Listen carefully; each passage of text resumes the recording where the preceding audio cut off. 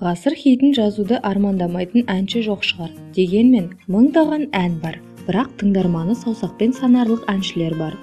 Сонымен қатар, бір ғана әнімен әлемді мойындатқандар да жеткілікті. Әлемнің түкпір-түкірі Деспасито деп әндетпей тұрып, испан тіліндегі басты хит Макарена болатын. Ән 1993 жылы жазылғанымен, танымалдылық 1996 жылы Bayside Boys ремикс нұсқасын жазғаннан кейін келді. Тек ән емес, бейнебаяндағы би қимылдары да халықтың ерекше ықыласына бөленді. 2002 жылы Вихи One арнасы құрастырған бір хиттің ұлы қалаушылары рейтингінде ән көш бастады.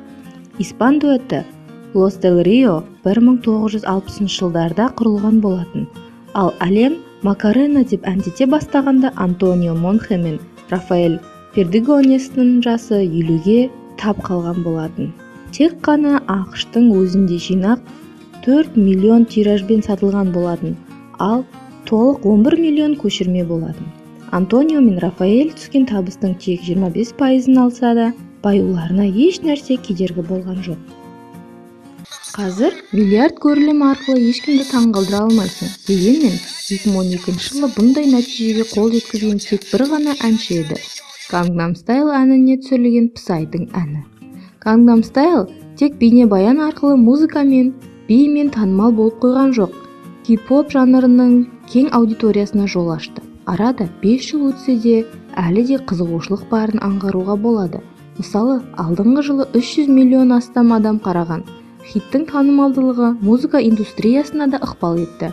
Бұрындары әннің жетістігін тек Солтүстік Америка мен Еуропа бағалайтын болса, хиттан кейін өзге елдер мен континенттер кіре бастады. YouTube 1000 көрілімге $4 төлейтіні белгілі. Бүгінде көрілім 3 миллиардтан асады. Демек, бір әннен тек YouTube арқылы 3 миллион айналасында ақша табады.